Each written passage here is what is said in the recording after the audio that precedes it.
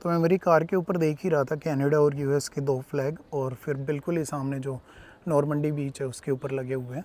So height बढ़ा दो car की, रोको, थोड़ा पीछे, हल्का पीछे, 2 इंच बस। और ये वाला व्यू ज़रूर मुझे बताना, ये अपना जो GTA वाले जैसे व्यू में हमने ये कैमरा लगाया, ये पसंद आया तो आगे जो वीडियोज़ हैं वो मैं इसी व्यू में शूट कर दूंगा। भाई इतना लीचड़ काम है, मैं बता रहा हूँ फ्रांस का। कॉफ़ी जो है उसका क्रीमर नहीं होता, ब्लैक कॉफ़ी पकड़ा दी और साथ में दे दिए दूध शुगर।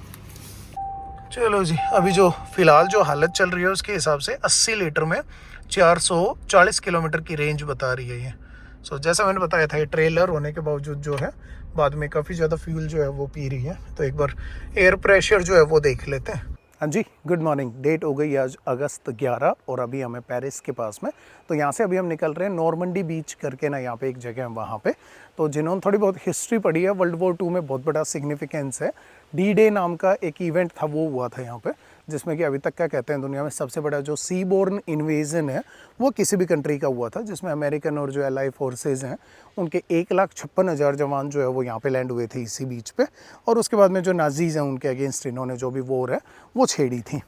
तो उन 1,56,000 में से 14,000 जवान जो हैं वो कनाडा से भी थे। तो मैं बहुत ही ज़्यादा इंटरेस्टेड हूँ यहाँ पे जाने में और जो हिस्ट्री है उसको पढ़ने में।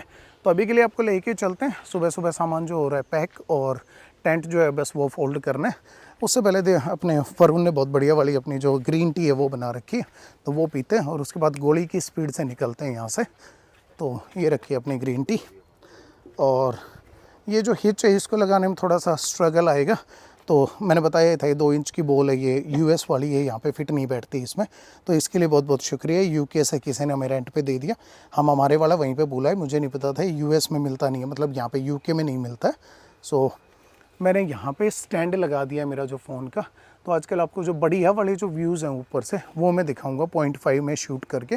तो प्रॉपर आपको कार जो है वो भी चलती हुई दिखेगी और आसपास का जो सीनरी है वो भी दिखेगी। तो चलो देर ना करते हुए और चलते हैं नॉर्मंडी बीच। मैप पे बता देता हूँ नॉर्मंडी है कहाँ पे। अभी हम फ्रांस में यहाँ पे हैं और यहाँ नियर बाई इस एरिया में कहीं पे नॉर्मंडी पड़ता है।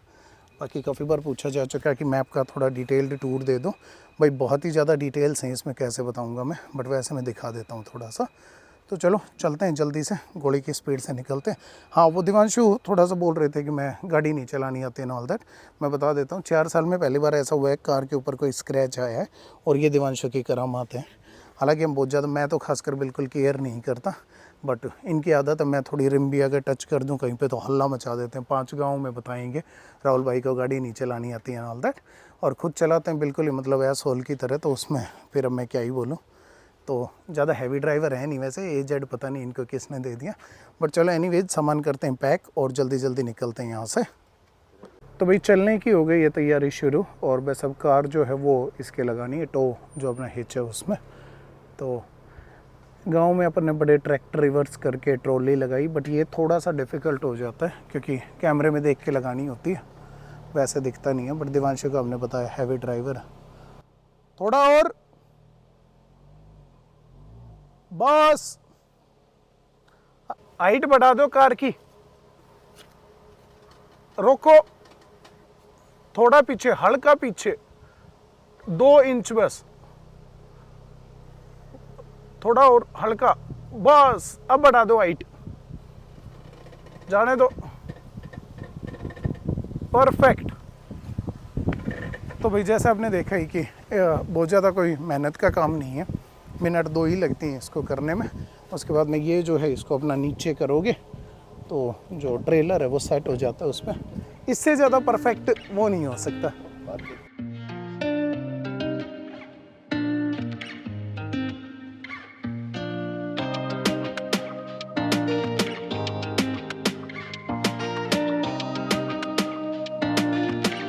तो भाई जब हम आए थे 2 दिन पहले तो उस टाइम इस वाली कैंप साइट में बहुत ज़्यादा लोग थे नहीं, और कल सडनली पता नहीं क्या हुआ, शायद फ्राइडे आज, इस वजह से दुनिया भर के ही तो लोग आ गए। भाई आराम से निकालना, यहाँ पे वो कांच टूटा हुआ था। ये वाले जो हैं भाई इन्होंने दारू पी के हंगामा किया, और यहाँ पे ये जो ब्यूटीफुल लेडी रोड साफ़ कर रहे हैं, तो यहाँ पे इन्होंने कांच तोड़ के पटक रखा था। मुझे लग रहा है कि दारू पी के ना और गिलास तोड़ दिया होगा। तो भाई कूड़ा निकालना है यहाँ पे। तो निकालना तो मतलब जब भी कूड़ा निकालने की बात आती है तो दिवांशु को निकालना होता है हमें, बट वो जाते नहीं है तो करें क्या अब हम। दिवांशु कूड़ा निकालना था तो इस हिसाब से तो आपको भी जाना चाहिए। आपको भेजा तो था, आपको जाना चाहिए।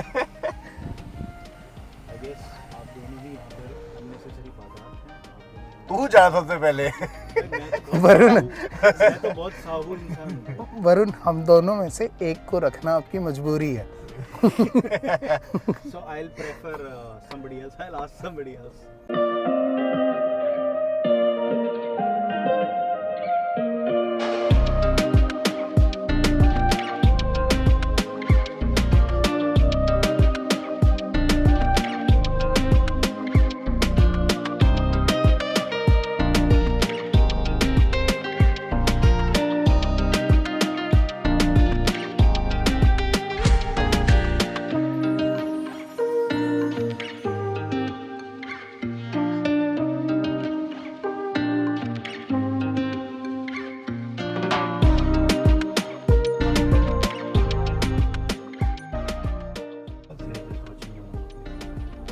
भाई यहाँ पे ये थोड़ा सा, यहाँ पे क्या किसी भी कंट्री में होता ही है वैसे देखा जाए तो, जब बाहर की लाइसेंस प्लेट दिखती है तो ये लाइसेंस प्लेट को लेके काफ़ी ज़्यादा सवाल पूछे गए। तो मैं बता देता हूँ इसमें कुछ भी स्पेशल नहीं है ऐसा, हमारे वहाँ पे लाइसेंस प्लेट ऐसी ही होती हैं। तो आप अपने नाम को या फिर आप कोई भी 8 डिजिट का नाम या नंबर या दोनों का मिक्स वो आप ले सकते हैं लाइसेंस प्लेट में। सीधा नहीं जा सकते।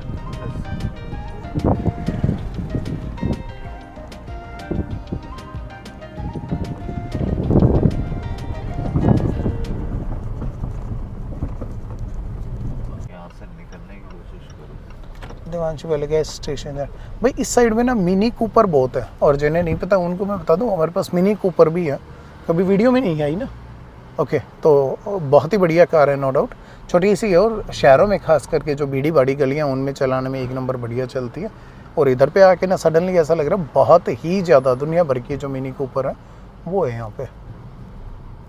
एक ये नहीं लग रहा है कि मतलब भीड़ नहीं है ओवरऑल इन जनरल फ्रांस में पूरे में, या पेरिस में भी थे, है ना? अभी इतना नहीं लगा कि इतनी ज्यादा भीड़ है। दिन दहाड़े वीकेंड पे भी पार्किंग मिल गई, वैसे भी पार्किंग मिल गई।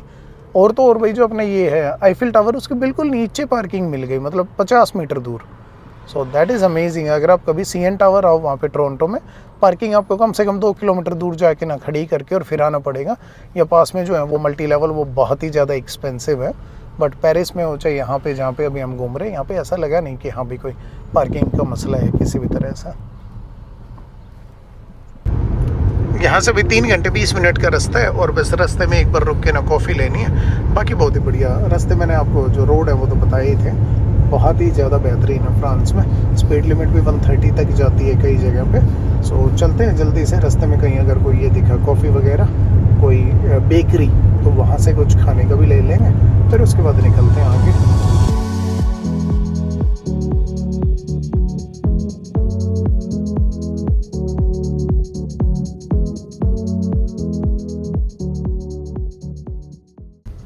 भाई इनके टोल्स का फ्रांस में इतना लीचड़ काम है, मैं बता रहा हूँ आपको, पता नहीं इनके क्या मतलब परेशानी है। ये बार लगा रखी है 2-2 मीटर हाइट के ऊपर, और हमारा जो ट्रेलर है वो हर दूसरी जगह जाके अटकता है, जबकि आगे पीछे कोई ऐसी टनल नहीं है, कुछ भी ऐसा नहीं है जिसमें 2 मीटर की हाइट का जो रिस्ट्रिक्शन है उसकी ज़रूरत पड़ती है। ये इसके वो है भाई प्रॉक्सिमिटी सेंसर्स 360 सारे साइड में लगे रहते हैं। क्या चाहिए? कार्ड चाहिए? अब तो बोले यहाँ से टिकट ही मिलेगी। 13.5 यूरो लगे हैं भाई यहाँ पे। फ्रांस में नो डाउट टोल काफ़ी एक्सपेंसिव है, बट रोड जितने बढ़िया बना रखे हैं वेल वर्थ है। मतलब मुझे बिल्कुल बुरा नहीं लग रहा टोल पे करते टाइम, कंसिडरिंग कि इतने बढ़िया रोड है इनके पास।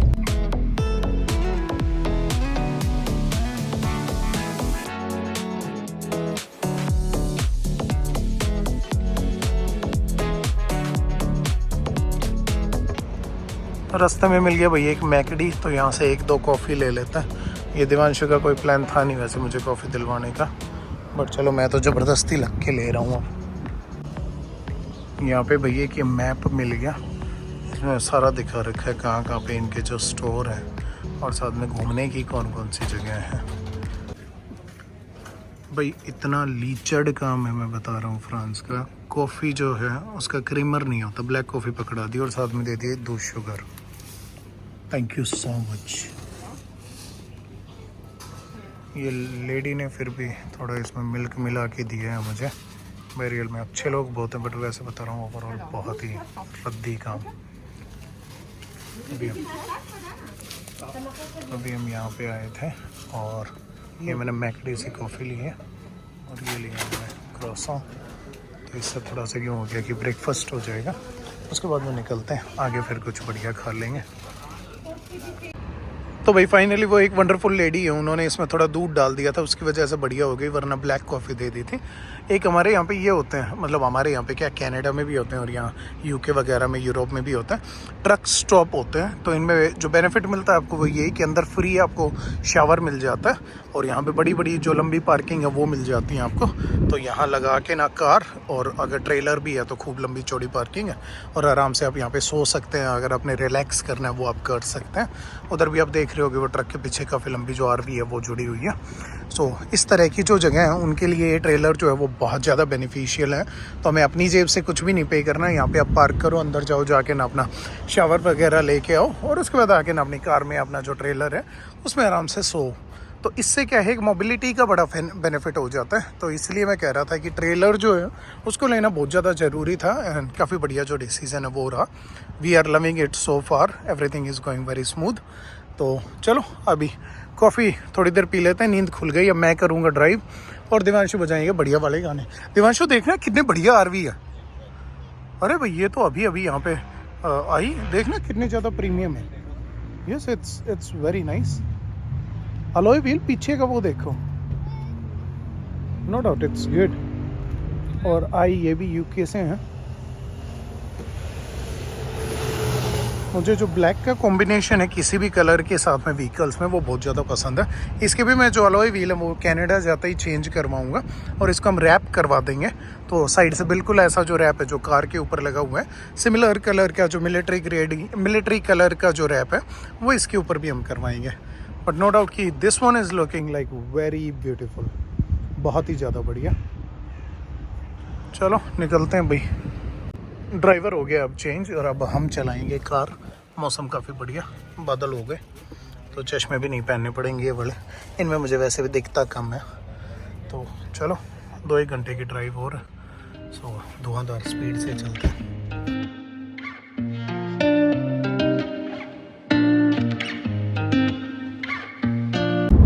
बिना पोल वाले पे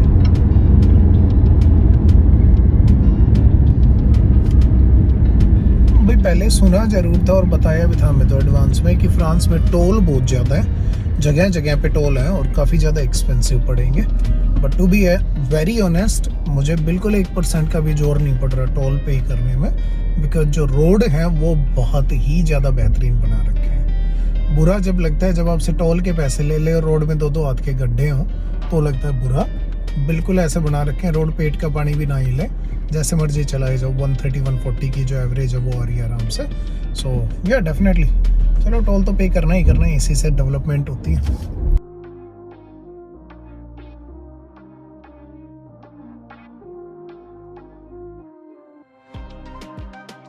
तो चलो अभी आगे निकल लिए, 1 घंटे का रास्ता और बच गया नॉर्मेंडी जो बीच है उस तक जाने का।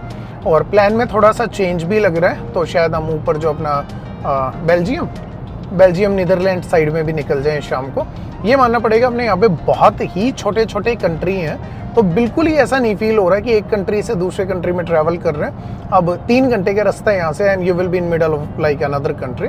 So that in itself is a little bit like कि जैसे एक शहर से दूसरे शहर घूम रहे हैं। कनाडा में आप अगर ट्रैवल कर रहे हैं 22-23 घंटे आप रेगुलर ड्राइव करो तो भी आप एक प्रोविंस से बाहर नहीं जा सकते। पूरा कनाडा चलो बहुत दूर की बात है, बट चलो इसी बहाने यूँ है कि कंट्री जो है वो भी कवर हो जाएंगे। तो निकलते हैं जल्दी से। बीच में कुछ खाने का ज़रूर लेना, भूख लगनी शुरू हो गई है।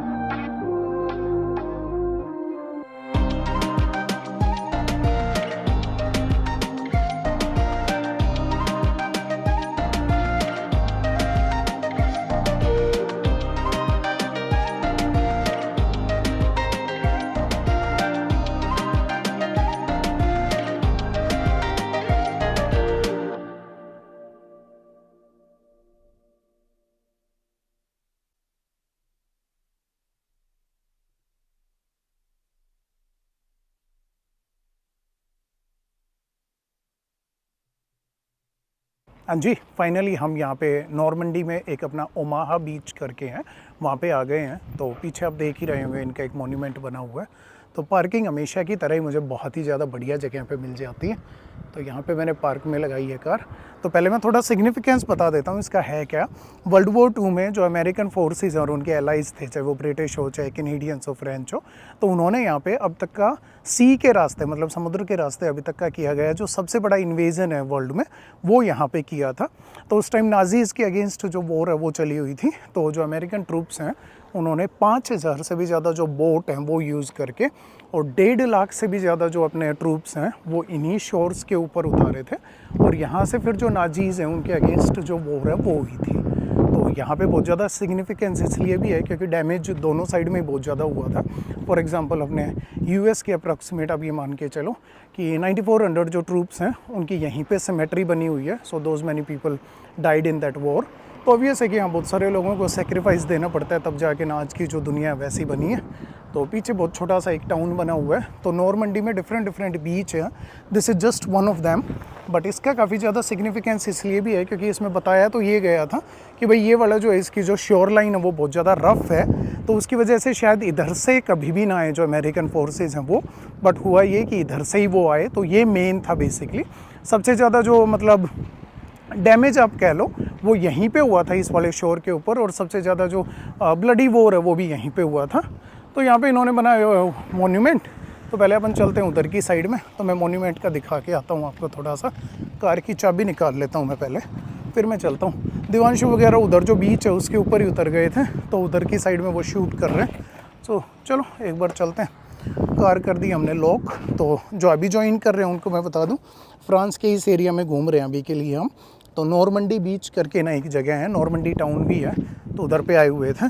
तो चलो चलते हैं एक बार। बाकी मौसम जो है वो काफ़ी ज़्यादा बढ़िया हो रखा है, अप्रॉक्सीमेट 18-19 के आसपास हो रखा है जो टेम्परेचर है वो, और हवा चल रही है बढ़िया। तो टी शर्ट में घूमने में एक अलग ही मज़ा आ रहा है। तो इधर पे भाई वो जो सारे कंट्रीज़ हैं जिन्होंने भी इसमें पार्टिसिपेट किया था उनके फ्लैग लगे हुए हैं। तो ऑब्वियस है ब्रिटिश, अमेरिकन एंड कैनेडियन, 3 जो कंट्रीज़ हैं इनकी फोर्सेस थी। तो ऑब्वियस हमारा भी फ्लैग लगा ही हुआ है यहाँ पे। 14,000 के आसपास जो ट्रूप्स हैं वो थे हमारे इसमें, और यूएस ने तो चलो बहुत ही ज़्यादा लोग भेजे थे।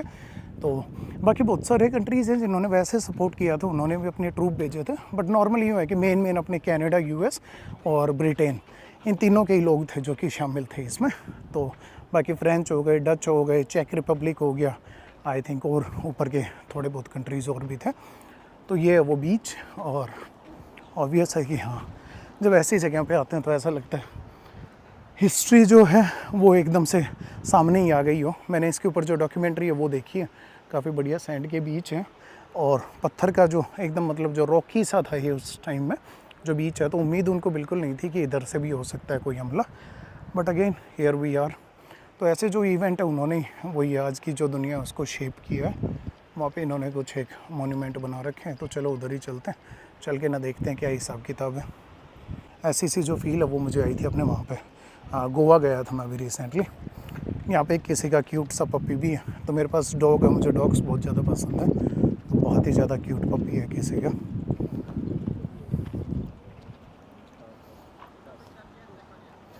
For the respect of the historical event which allowed the liberation of France for safety reason, it is forbidden to approach within the 3 meters of sculptures। ठीक है भाई, तो जाना भी क्यों, थोड़ी रिस्पेक्ट भी करनी चाहिए। ये छोटा पपी है। तो चलो एक बार नीचे चलते हैं, चल के देख के आते हैं क्या हिसाब किताब है। तो भाई ऐसा दिखता है जो पीछे टाउन है वो। और इस वाले बीच के ऊपर स्पेसिफिकली जब जून 6 को ये सारा इवेंट हुआ, जिसमें मैंने बताया 5,000 से भी ज़्यादा बोट से 1,50,000 जो ट्रूप्स हैं उनको लैंड करवाया था अमेरिका ने, साथ में जो एलाइज हैं उनके साथ में। और पहला जो दिन था जून 6, उसी को अप्रॉक्सीमेट 2400 जो अमेरिकन ट्रूप्स हैं उन्होंने अपनी जान गंवा दी इस वाले इवेंट में।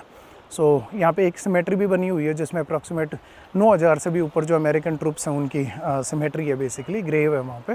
सो मतलब बहुत ही ज़्यादा ऐसा लगता है कि नो डाउट कि हमारे से पहले वाली जो जनरेशन है उसने बहुत कुछ किया है आज जो दुनिया है उसको शेप करने में। बट आजकल वाले जो हैं उनको मुझे लगता नहीं बहुत ज़्यादा कदर है इस बात की कि किसने अपनी जान गंवाई है जो आज हमारे पास है उसको हासिल करने में। आजकल वाली जनरेशन को मुझे लगता है बेफालतू की जो चीज़ें उनसे फुर्सत मिले तो थोड़ा सा इन चीज़ों में जाके ना दिमाग लगाएं। बट चलो एनीवेज अभी चलते हैं दूसरा जो एरिया है इसका उधर पे। उससे पहले पीछे काफ़ी बढ़िया रेस्टोरेंट बने हुए हैं तो कुछ खा लेते हैं, उसके बाद में निकलते हैं यहाँ से। नॉर्मंडी के और बड़े सारे बीच हैं जिनको एक्सप्लोर करना है। तो मैं मेरी कार के ऊपर देख ही रहा था कनाडा और यूएस के 2 फ्लैग, और फिर बिल्कुल ही सामने जो नॉर्मंडी बीच है उसके ऊपर लगे हुए हैं। सो ऑब्वियस है कि हिस्ट्री के अगर पन्नों को पलट के देखें तो काफ़ी सारे लोगों ने बहुत बड़ी बड़ी जो कुर्बानियाँ हैं वो दी हैं, जिसकी वजह से आज इतनी दूर दूसरे जो कंट्रीज़ हैं उनमें भी झंडे जो हैं वो लहराते हुए दिख रहे हैं। तो मतलब मुझे हिस्ट्री में काफ़ी ज़्यादा इंटरेस्ट है, और ख़ास करके जब कोई इतनी बड़ी कुर्बानी देता है एंड ऑल दैट। सो काफ़ी कुछ देखने और सीखने को मिल रहा है इस ट्रिप पे। बट ये चीज़ मुझे काफ़ी ज़्यादा यूनिक लगी कि बिल्कुल ही ऊपर नीचे झंडे थे और बिल्कुल सामने मुझे जो बार हैं वहाँ भी दिख गए दोनों। तो भैया अब निकल रहे हैं आगे, जो अपना नॉर्मंडी का एक और जगह है जाके ऊपर बहुत स्पेसिफिकली बहुत ही ऊंचे ऊंचे वो हैं, शोर लाइन है, तो वहाँ पे चलते हैं। अभी के लिए कनाडा वाले फ्लैग को बाय बाय। वापस ये सीधे जा रहा है, रास्ता डाल लो। तो भाई अभी निकलते हैं यहाँ से आगे, एक बहुत ही ज़बरदस्त वाली जो जगह है वहाँ पे लेके चलते हैं आपको। और ये वाला व्यू ज़रूर मुझे बताना, ये अपना जो GTA वाले जैसे व्यू में हमने ये कैमरा लगाया, ये पसंद आया तो आगे जो वीडियोज़ हैं वो मैं इसी व्यू में शूट कर दूँगा, नहीं पसंद आया तो फिर मैं कुछ और ढूंढता हूँ। तो भाई बाय बाय इस वाले प्लेस को। दोबारा आएंगे जब ऊपर से नीचे जा रहे होंगे तो इधर दोबारा घूमने आएंगे। अब की बार तो ऐसे स्पीड में आया गया तो ज़्यादा मज़ा तो आया नहीं। बाकी ये जो छोटे टाउन है ना, इनकी वाइब बड़ी ज़बरदस्त रहती है। ये देखो जी, यहाँ पे उधर की साइड में काफ़ी सारी वो दिख रही थी, कैरावैन वगैरह। So obvious people are camping here. ये सामने भी दिख ही रही होगी आपको। तो पहले कुछ खाने का ढूंढते हैं, भूख लग रही है बहुत ज़ोर से।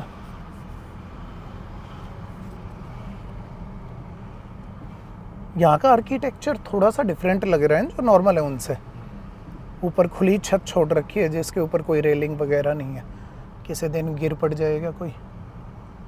यूएस एलाइज यहीं पर ही आए थे ना, तो यूएस ये देखो जैसे यूएसए के स्टाइल का। हाँ, कहीं ना कहीं इन्फ्लुएंस जो है भाई वो दिख रहा है पूरा पूरा यहाँ के जो घर हैं उनमें, कि अभी बाहर के जो लोग। अरे वाह, घास देखो लेफ्ट में है जो है वो। ये भाई राइट में आपको दिख ही रहा होगा ये टैंक, ये उसी टाइम का है। वैसे एक बात है, हिस्ट्री में इतना कुछ है, हर एक कंट्री में जाके ना और उसका पढ़ना शुरू करो तो मेरे हिसाब से humans are incapable of comprehending that much information. ये लो जी, एक सेकंड में, बहुत ही बिना बिना मौसम और ये डॉगी के साथ घूमते हुए लोग।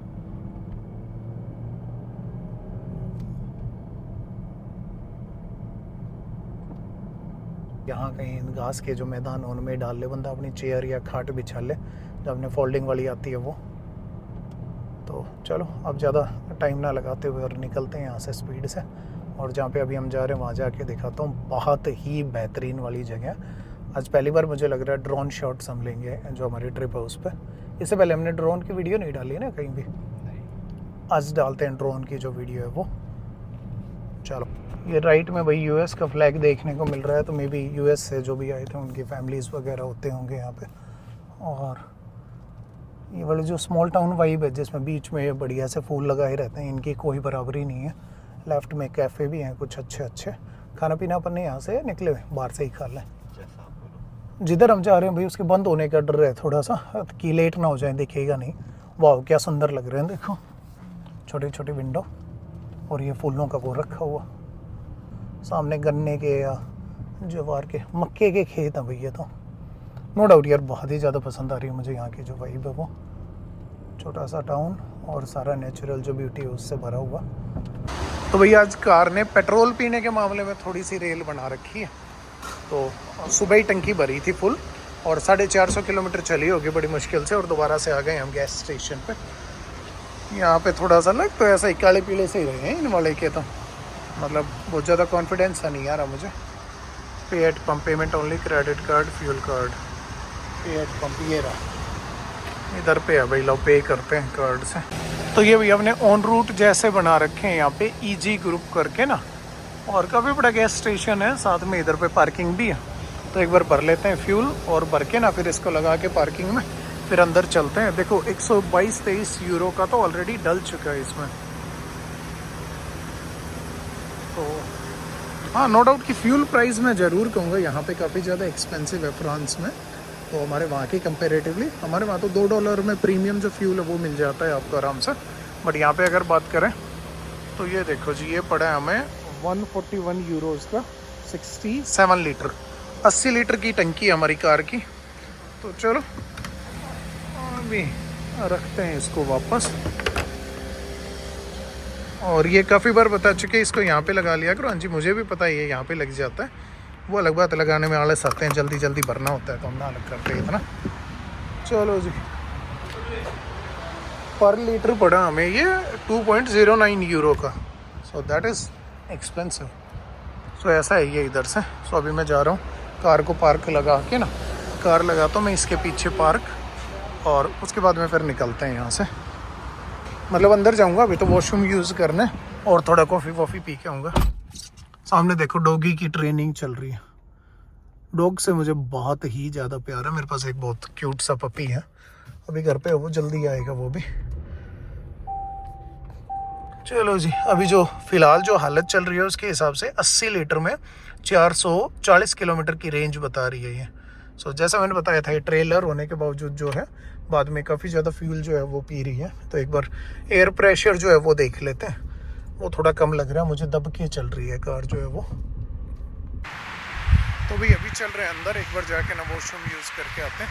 कार पीछे कर दी है पार्क। ले तो मैं इधर भी आता, बट यहाँ पे पार्किंग स्पॉट बहुत ज़्यादा छोटे हैं, तो इनमें ट्रेलर जो है वो बाहर रह जाता है, तो कोई पॉइंट नहीं बनता। तो भाई यहाँ पे स्टारबक्स की प्रॉपर वो होने की बजाय और छोटे मोटे ऐसे स्टोर बना रखे हैं, इन्हीं में आके ना और खुद आप बना के अपनी कॉफ़ी जो है वो पी सकते हैं। इधर वॉशरूम हो गए, उधर वो 1-2 स्टोर हो गए। तो अभी डिसाइड कर रहे हैं खाना क्या है, अभी तो पता ही नहीं है। भूख भी लग रही है, बट ट्रैवल करते टाइम थोड़ा लाइट जो है वही खाने का मन रहता है। बाकी एक जो है वो उधर की साइड में भी है, बारबेक्यू करके। सो अभी तो वॉशरूम हो गया है, लेट्स सी क्या खाने का बनता है। इनका मेन्यू चेक करते हैं, कुछ बढ़िया सा चिकन में हुआ तो श्योरली खाएंगे, या फिर अपने जो सैंडविच है नॉर्मल वही लेने पड़ेंगे। Excuse me. तो यहाँ पे रखे हैं सैंडविच हो गई, ब्रेड हो गई and all that. So let's see इधर पे कुछ मिलता है तो भाई इसमें 3 तरह के आइटम मुझे लेने हैं। सबसे पहली चीज़ जो है वो तो मैंने लेना है कुछ पेट भरने का। सो उसमें मुझे ये वाला पसंद आ रहा है। 3 सैंडविच है इसमें, ये पड़ रहा है मुझे 6 यूरो का। तो 3 में यूँ है कि 230 ग्राम का पड़ गया है मुझे। सो फ्लेवर भी न्यूट्रल रहता है और रहता भी लाइट वेट है, तो एक तो चीज़ हो गई है। रास्ते में कुछ मंचिंग के लिए या मुँह चलाने के लिए मुझे ये वाली जो कुकी है वो पसंद आ रही है। तो अंदर चोको फिलिंग है इसमें, तो ये वाली मेरी फेवरेट हो गई। 208 ग्राम है, ये पड़ रहा है मुझे 4-4.5 यूरो का। और एक मुझे लेनी है ड्रिंक, तो ड्रिंक और देख लेता हूँ मैं क्या लेना है। कैफ़े कॉफ़ी कुछ और। यार यहाँ पे ना स्टारबक्स की वो नहीं आती, क्या बोलते हैं, मैं ज़्यादा धीरे बोलता हूँ क्या पब्लिक में, मतलब मैं जब भी जाता हूँ मेरी टोन एकदम धीरे हो जाती है। तो स्टारबक्स की ना कॉफ़ी आती है हमारे उधर की साइड में, कोल्ड कॉफ़ी मिल जाती है इसमें डिब्बे में। वो यम्मी भी रहती है टेस्ट में और कॉस्ट इफेक्टिव भी है। 4-5 यूरो डॉलर जो भी आप लगा लो उसमें मिल जाती है। चलो इसको तो मैं फिर यहाँ से देखता हूँ कोई प्रोटीन शेक या ऐसा कुछ अगर दिखे तो। कैफ़े लाटे, तो कैफ़े लाटे ये वाली मुझे ठीक लग रही है फिर, तो चलो यही ले लेते हैं एक और करते हैं इसका, इस वाले स्टॉप को ख़त्म, जल्दी से फिर कार की साइड बढ़ें। तो भाई ये वाले 3 आइटम हमने लिए हैं, टोटल 15 यूरो के आसपास बनेंगे। तो एक स्टॉप पे 15 यूरो मेरे हिसाब से ठीक है, कॉस्ट इफेक्टिव है इतना। तो फिर बाद में डिनर का देखेंगे क्या करना है। चलते हैं बिलिंग करवाने। यहाँ पे क्या है, यहाँ पे सैलेड वैलेड भी है वैसे अगर लेने हो तो भाई जो बाकी सामान लिए वो तो ठीक। और ये एक मुझे मिल गया ओपन में खुद बनाने का। तो इसमें यूँ था कि सारी चीज़ें रखी हुई हैं, उसमें जो भी आप डाल लो, और वेट के हिसाब से ये 2 यूरो पर 100 ग्राम। तो ये मुझे पड़ा 8 यूरो के आसपास। तो इसमें एग भी है, साथ में टमाटो ले लिए, थोड़े पाइनएप्पल है और साथ में पास्ता वास्ता है। सो होपफुली इससे पेट भर जाएगा आराम से। जो सैंडविच है वो डिनर हो गया। So all good for today.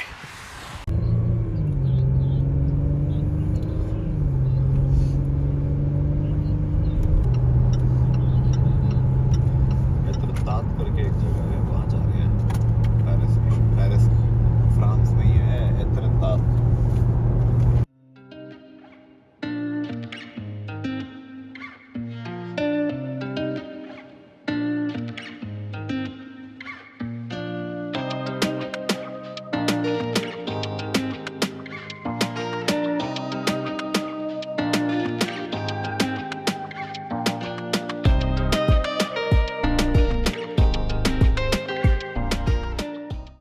Camp site से निकले हुए भाई टोटल मिला के ना 7 घंटे हुए हैं और उसमें 8वां जो टोल है वो है ये। जेन्युइन बता रहा हूँ, कभी किसी ने हमें बताया था कि फ्रांस में ना टोल जो है वो बस करवा देंगे आपके।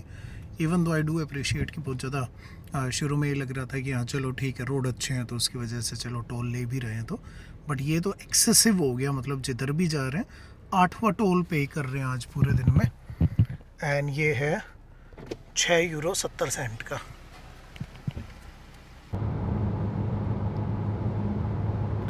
ये जो सबसे पहला है ना कलाइस नाम है या जो भी है वॉटेवर, यही वो जगह है जहाँ से हम उस दिन आए थे जहाँ ट्रेन थी हमारी। तो ये वाला पोर्ट है जहाँ अपने यूके वाली जो ट्रेन है वो कनेक्ट करती है। A few moments later.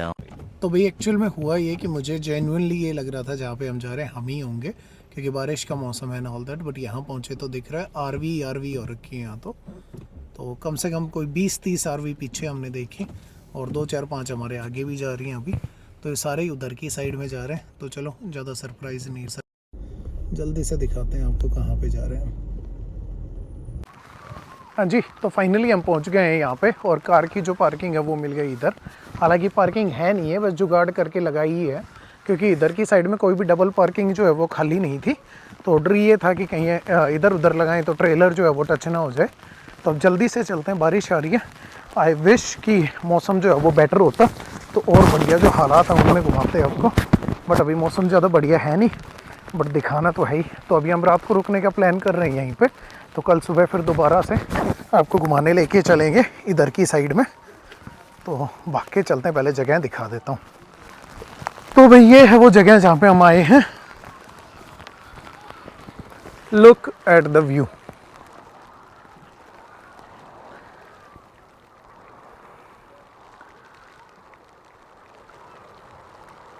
पीछे बहुत ही ज़बरदस्त सुंदर वाला जो टाउन है वो बसाया हुआ है इन्होंने और सामने ऐसा व्यू है। ये अपना समुद्र और इधर आप देखें तो बिल्कुल सिमिलर जो व्यू है वो इधर भी आ रहा है। तो नॉर्मली अपना जो कैमरा है उससे फिर भी चलो ज़्यादा बेटर ना भी आई ये व्यू, बट अगर मैं ड्रोन उड़ाता हूँ, कल हमारा प्लान है ऊपर जाने का इस पर हाइक करके, और अगर मैं ड्रोन उड़ा के ना आपको शॉट्स लेके इसमें दिखाता हूँ तो आप भी कहोगे कि भाई ये तो बहुत ही ज़्यादा ज़बरदस्त है। तो यहाँ पे फिशिंग करने वाले लोग अपनी फिशिंग रोड है वो डाल के बैठे हैं। बारिश जो है वो तेज़ होती जा रही है, बट टाउन जो है ओवरऑल वो आप देख लें। तो भाई जो कि अभी बारिश हो रही है तो ज़्यादा टाइम यहाँ पे नहीं लगाएंगे, रेन कोट है बट गीला हो जाऊँगा। तो अब जल्दी चलते हैं कार की साइड में। आज रात को यहीं पे करेंगे कैंपिंग और कल जो वीडियो है उसमें फिर मैं आपको दिखाता हूँ इससे आगे का क्या हिसाब किताब है। कल दिन में ड्रोन शॉट्स भी दिखाते हैं आपको। तो चलो मिलते हैं अगली वीडियो में, तब तक के लिए टेक केयर।